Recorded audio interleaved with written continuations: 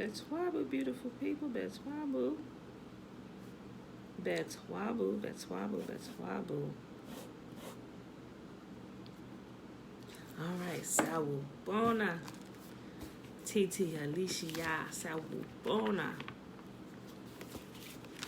Y'all, we at Friday already.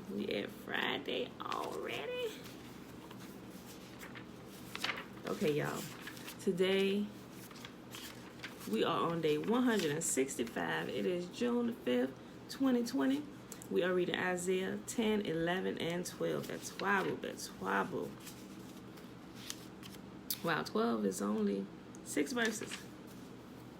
All right, y'all, we're going to go ahead and get started. And I'm going to point out something today that also people, if they're not familiar with the text and they just hear this, they will take some verses from the reading today and they will liken it to JC, but it's not. It's still talking about Israel. And when you're familiar with the text, you'll understand when it gets to things like this, it's still talking about Israel. Like, you would never make the mistake of saying that this is JC if you're familiar with the text. There's just no way you could do that. But those who have not read the text and are not familiar with the text, when somebody teaches them that, they'll take that as gold. And it's not, y'all. It's not. All right. Isaiah chapter 10. I'll bring it out when we get to it so I can point it out.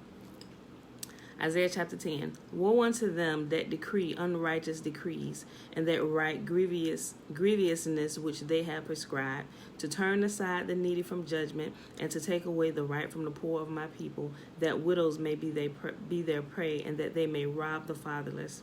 And what will ye do in the day of visitation, and the desolation which shall come from afar? And in the desolation which shall come from afar, to whom will ye flee to for help, and where will ye leave your glory? Without me they shall bow down under the prisoners, and they shall fall from under the slain. For all this his anger is not turned away, but his hand is stretched out still. O Assyrian, the rod of my anger and the staff in their hand is mine indignation. I will send him against a hypocritical nation and against the people of my wrath, which I give him a charge, to take the spoil and to take the prey and to tread them down like the mire in the streets. Remember, Yahuwah always... You can't hear me? Can anybody else hear me? Hello? Can anybody else hear me? Can you hear me? Somebody say something. Can you hear me? Titi, can you hear me now? Is it your headphones? Oh, you can hear? Okay. All right, so I won't start over. Okay, gotcha. All right. What was I saying?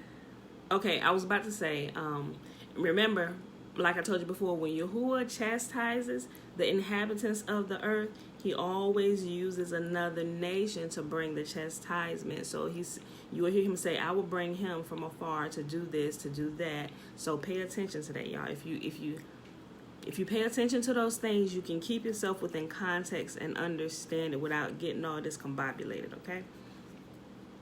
I'll read verse 5 again. O Assyrian, the rod of my anger, and the staff in their hand is my indignation. That's a perfect example of what I just said. I will send him against a hypocritical nation, and against the people of my wrath will I give him a charge, to take the spoil, and to take the prey, and to tread them down like the mire in the streets. Howbeit, he meaneth not so, neither doth his heart think so, but in his heart to destroy and cut off nations, not a few. For he said, are not my princes altogether kings? Is not Calno and Carchemish? Is not Hamath as Arpad? Is not Samaria as Damascus? As my hand hath found kingdoms of the idols, and whose graven images did excel them of Jerusalem and Samaria, shall I not, as I have done unto Samaria and unto her idols, so do to Jerusalem and her idols? Yahuwah said, I am not going to be discriminate to anybody. I will punish you, this nation, just like I punish my nation of people. And people have to realize, if we can remember this, Yahuwah has created all men. He set aside a certain nation of people who he invited to know him intimately. Ultimately, he wants all people to know him intimately, that they worship only him and know that he is the creator, and they are to go to him for information, and he'll teach them his ways. He set aside a group of people, which was the nation of Israel, which was Jacob and all of Jacob's 12 sons. Jacob had a daughter, but it's set out by the heads, the sons. So all 12, when you hear the 12 tribes of Israel, it means the 12 sons of Jacob. Remember, Jacob was renamed to Israel, and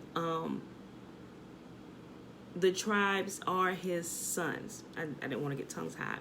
So remember, and also the name of the land, Israel, was first the name of a people, a name of a person. Remember, they renamed their land after themselves. So a lot of time, a lot of people don't get that. They're just thinking about land, but no, that land was first the people. You know, so if we can remember all these things, it may take you a little bit just to make sure to get it in. You got to hear it a few times and read it, like, oh, before it just clicks all the time, which is sometimes you got to sit and think, okay, wait a minute, so this. You may have to do that first, starting off, just to keep connecting the pieces. Then it just becomes just like, oh yeah, yeah, and you'll be able to tell the story from the beginning to the end without flaw.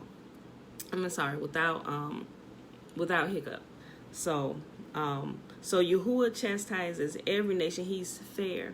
He's not discriminatory of one people versus another people. And we read through here, we'll see he not only punished his people, but he also punished other nations as well. If we can see all that in context, we can see the overall everything that's going on. He wants all the world to walk in peace, in fairness, in righteousness. It doesn't matter what kingdom that you live in or what kingdom you live under. He just chose the nation of Israel to be like this sounds horrible because of what's happening today. I want to say, I was going to say the police force, but let's just say the judges of the nation, the ones who uphold the laws and that teach the laws, because that's what it really should be here. But that's the nation that Yahuwah chose out of the nations of all the world to teach all the other nations of the world. That's why Israel is to be a light set upon a hill.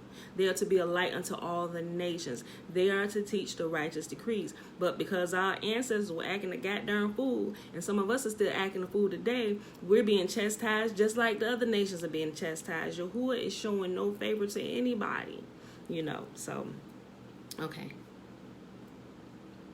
Verse 11. Shall I not, as I have done unto Samaria and unto her idols, so do to Jerusalem and her idols? That's what he said. He said, I'm going to get you just like I got them. Everybody need to straighten up, tighten up. Wherefore it shall come to pass that when Yahuwah hath performed his whole work upon Mount Zion and on Jerusalem, I will punish the fruit of the stout heart of the kings of Assyria, and the glory of his high looks.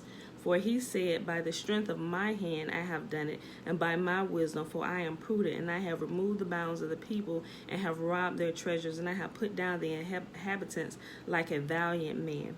And my hand hath found as a nest the riches of the people, and as one gathered eggs that are left, have I gathered all the earth, and there was none that moved the wing, nor opened the mouth, or peeped. Shall the axe boast itself against him that heweth therewith? Or shall the saw magnify itself against him that shaketh it? As if the rod should shake itself against them that lift it up, or as if the staff should lift itself up, as if it were no wood. So it's pretty much, let me give you an example. It said the gun can't do anything without a person holding it. The saw can't do anything without a hand that holds it. So that's the example it was just given. I read that again. Verse 15. Shall the axe boast itself against him that heweth therewith? So the person who, can the axe do anything against the hand that holds the axe, that uses it to saw? Nothing. Okay. Shall the axe boast itself against him that heweth therewith? Or shall the saw magnify itself against him that shaketh it? Shall we magnify ourselves against Yah, the one who makes us? Never shall it be. As if the rod should shake itself against them that lift it up, or as if the staff should lift itself up, as if it were no wood. Therefore shall Yahuwah, the Lord of hosts, send among his fat ones leanness, and under his glory he shall kindle a burning like a burning of a fire, and the light of Israel shall be for a fire.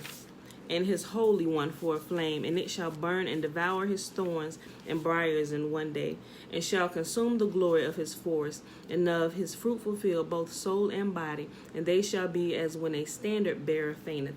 And the rest of the trees of his forest shall be few, that a child may write them.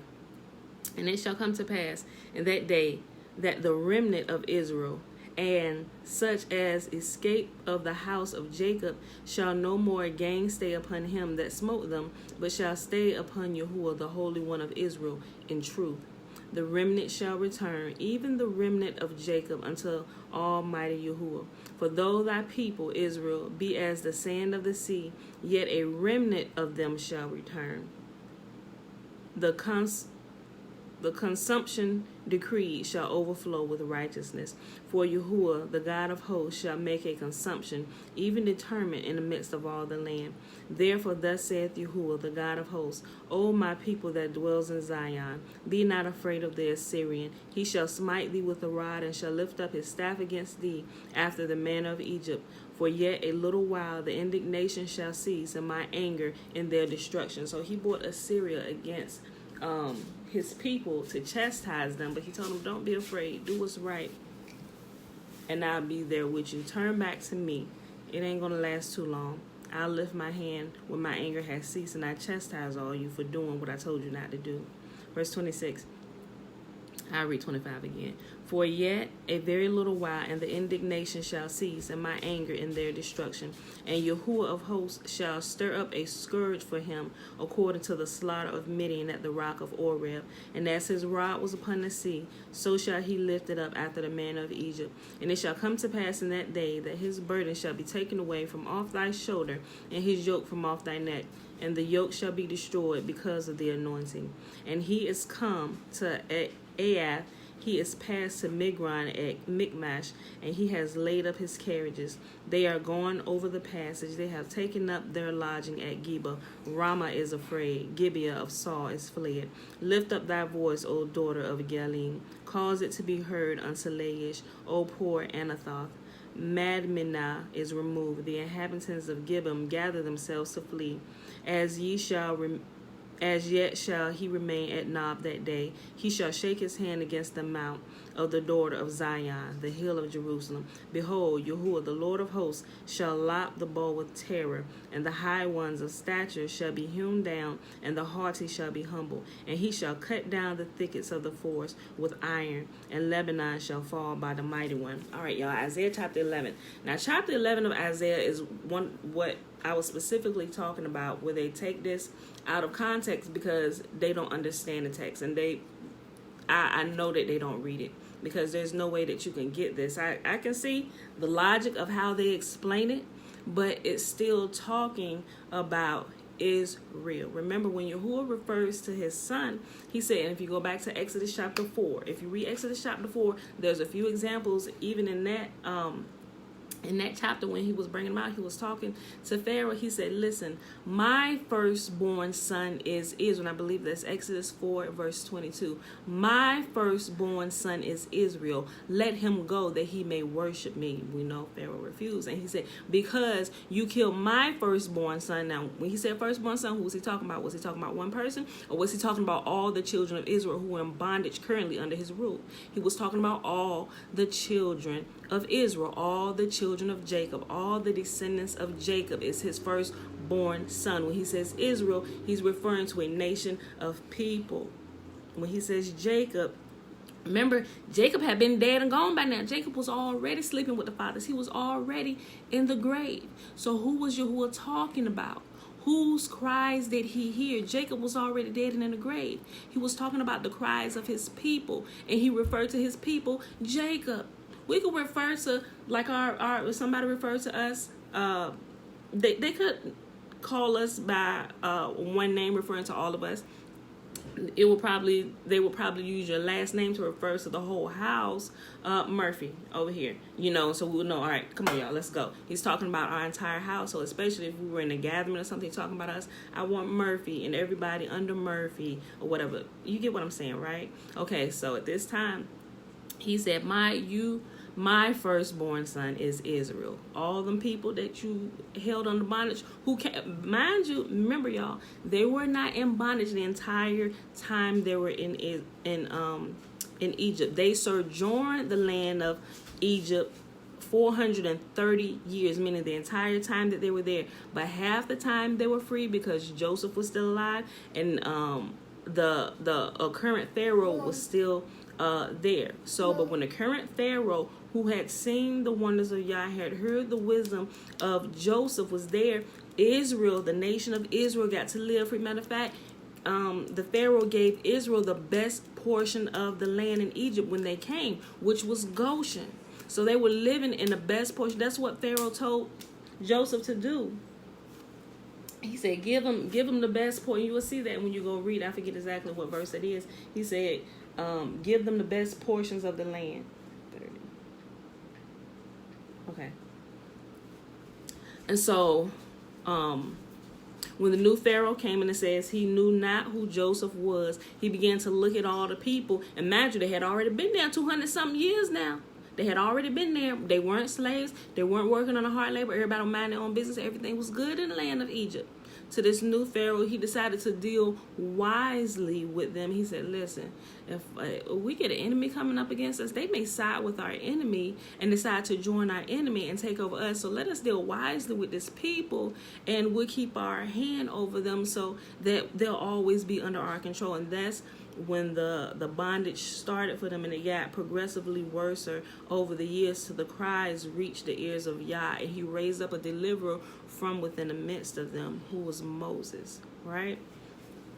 So, and if we understand all that, and we keep all that in mind when he says, my son, my chosen one, my servant. A lot of time when he says my servant, he's talking about the prophets, and it'll say my servants, the prophets. And a lot of places in him, look it up, my servants, the prophets. Google will give you scripture references for that. And the Old Testament is always talking about the prophets. Or if he's talking about somebody different, in that particular chapter, he will name that person, such and such, my servant, is my servant for this particular thing. He'll name it out like that. Right? Okay. So here in chapter 11, I gave you all that to let you know that it's the same thing here in chapter 11. And there shall come forth a rod from out of the stem of Jesse, a branch shall grow out of his roots, and the spirit of Yahuwah shall rest upon him, and the spirit of wisdom and understanding, and the spirit of counsel and might, the spirit of knowledge of the fear of Yahuwah, and shall make him of quick understanding in the fear of Yahuwah. And he shall not judge after the sight of his eyes, neither to reprove after the hearing of his ears, but with righteousness shall he judge the poor, and reprove with iniquity for the meek of the earth. And he shall smite the earth with the rod of his mouth, and with the breath of his lips he shall slay the wicked. And righteousness shall be the girdle of his loins, and faithfulness the girdle of his reins. And so also, if we go to Psalms, and I wrote it down, quick note so I can tell you it was at Psalm 89, verses 3 through 4, Yahuwah says, when we think about who rules, somebody who descends from King David, he's talking about the righteous branch, those righteous whom he will set in place. Not one person, it's multiple people. Think about it, the world. How you got one president, you got one mayor? No, you have different states, cities, countries. Yahuwah is going to set the line, the righteous seed from King David over all these different provinces in all the continents, in all the world, down to the states, every place. Yes, you gotta turn this down some. Okay, you're gonna have to hold on 1 second. Guys, if you read it, it's just, you don't have to get super spiritual. It's common sense. Listen, I'm gonna send you upstairs, Bella.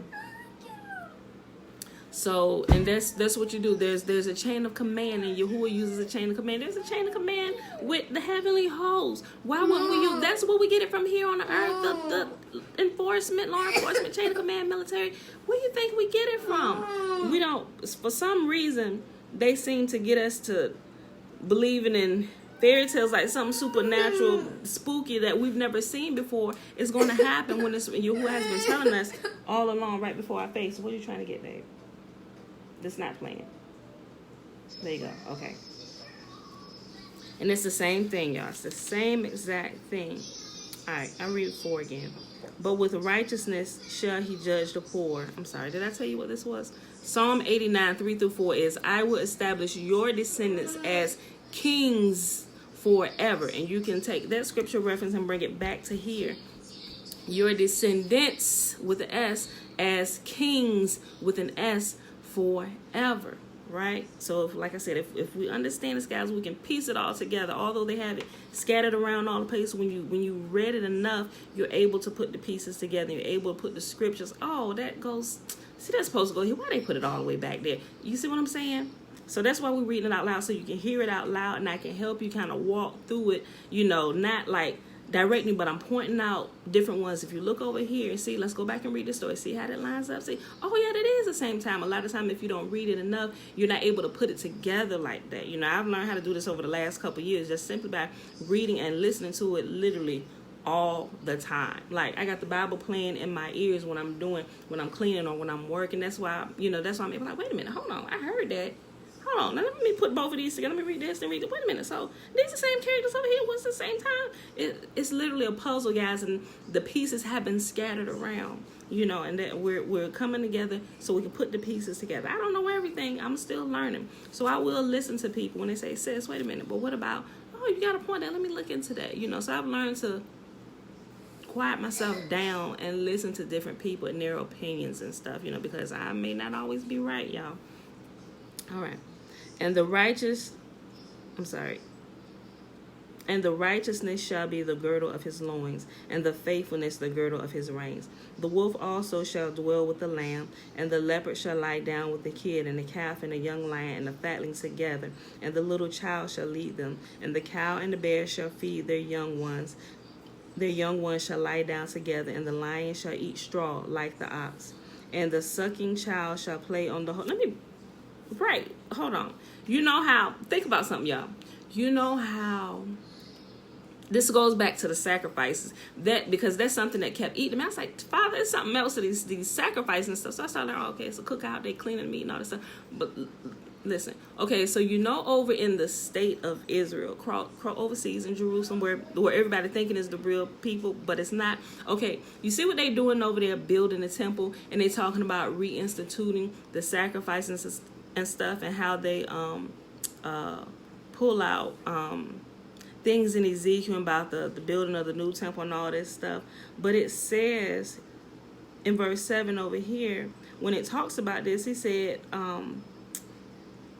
they shall neither hurt nor destroy in all my holy mountain, for the earth shall be full of knowledge of Yahuwah as the waters cover the sea. And it talk about the cow and their young ones, because they sacrifice cows, right? They even sacrifice cows and bulls and goats unto Yah. But it says here that no one will hurt in all my holy mountain. So what pieces of the puzzle are we missing? Because Yahuwah said we're not going to be doing that, yet you're still trying to reinstitute the sacrifices. You're getting the looking for the red unblemished heifer. Something ain't right, y'all. And it's things like this, like if we don't pay attention to it, it seems to just it go past. So you're reinstituting this temple over here to start sacrifices. Why? When Yahuwah said when it's rebuilt and all this stuff, if you read it all in context, that nothing will hurt in all this holy mountain. It's things like this, y'all. If you don't pay attention to it, it's just like you just kind of keep going with the flow and you miss what's sitting right in front of your face. All right. I'll read it 5 again. And righteousness shall be the girdle of his loins, and faithfulness the girdle of his reins. The wolf also shall dwell with the lamb, and the leopard shall lie down with the kid, and the calf and the young lion and the fatling together, and a little child shall lead them, and the cow and the bear shall feed their young. I keep putting that together. And the cow and the bear shall feed. Their young ones shall lie down together, and the lion shall eat straw like the ox. And the sucking child shall play on the hole of the asp, and the weaned child shall put his hand on the cockatrice den. They shall not hurt nor destroy in all my holy mountain, for the earth shall be full of the knowledge of Yahuwah as the waters cover the sea. And in that day there shall be a root of Jesse, a remnant of Jesse. Who is Jesse? King David's father. Up here he said a righteous branch from King David, which is talking about the remnant of his people, his descendants, who will reign as kings forever. This is that root of Jesse.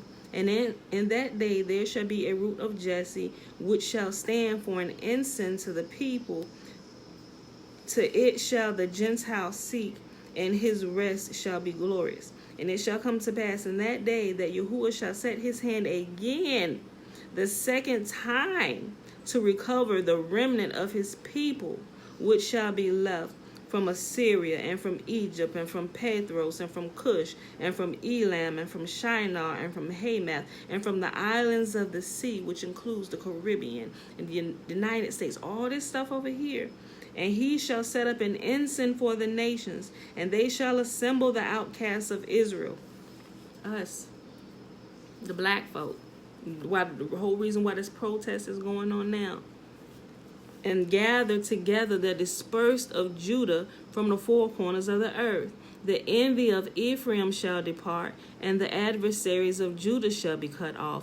Ephraim shall not envy Judah, and Judah shall not vex Ephraim, but they shall fly upon the shoulders of the Philistines toward the west. They shall spoil them of the east together. They shall lay their hand upon Edom and Moab, and the children of Ammon shall obey them. And Yahuwah shall utterly destroy the tongue of the Egyptian sea with his mighty wind. He shall shake his hand over the river, and shall smite it in the seven streams, to make men go over dry shod. That says that remember how he split the Red Sea and how he split the river Jordan? He said he's going to do that a second time. Matter of fact, Elisha was able to part waters as well with his cloak. Pop, the waters parted. That was done a few times if y'all didn't know.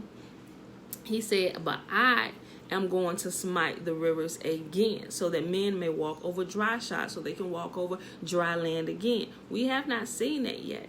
And he said, I'm going to recover them a second time, meaning that this is saying that there is going to be a second exodus of Yahuwah's people from out of the nations where he scattered them so they could go back home. That's what he said. We ain't seen it yet. But we sure do right now see Ephraim and Judah coming together.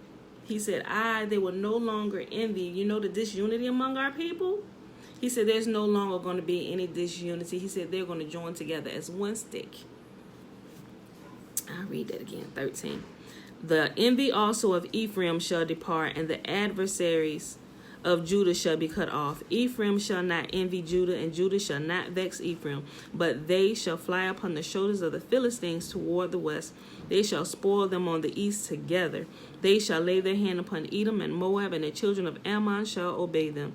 And Yahuwah shall utterly destroy the tongue of the Egyptian sea, and with his mighty wind shall he shake his hand over the river, and shall smite it in its seven streams, to make men go over dry shod. And there shall be a highway. See? So men can walk over. There shall be a highway for the remnant of his people, which shall be left from Assyria, like as it was to Israel in the day when he came up out of the land of Egypt. So it's not talking about that. He said, like when they came up out of the land of Egypt. So there's a second exodus that's going to take place, people. Last chapter for today, Isaiah chapter 12. It is only 6 verses. And in that day, thou shalt say, O Yahuwah, I will praise thee. Though thou was angry with us, thy anger is turned away, and thou comfort us. Behold, Yahuwah is our salvation.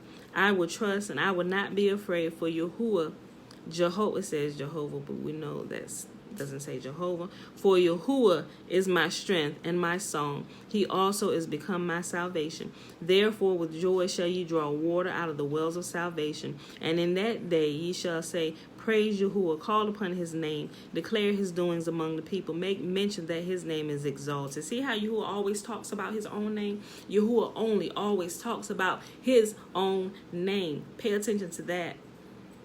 Sing unto Yahuwah. I'll read 4 again. And in that day they shall say, praise Yahuwah, call upon his name, declare his doings among the people, make mention that his name, whose name? Yahuwah's name. Make mention that Yahuwah's name is exalted. Sing unto Yahuwah, for he has done excellent things. This is known in all the earth. Cry out and shout, thou inhabitant of Zion, for great is the Holy One of Israel in the midst of thee. And that, my beautiful people, is our reading for today. That was Isaiah 10, 11, and 12. It is day 165 of reading through the books of instruction and the prophets, or the law given unto Yahuwah's people from him directly through the prophets, through Moses, through the prophets. And he reiterates, he teaches us. Now we got it canonized in the book. They didn't took some stuff out, but we can get along. We can get on with it.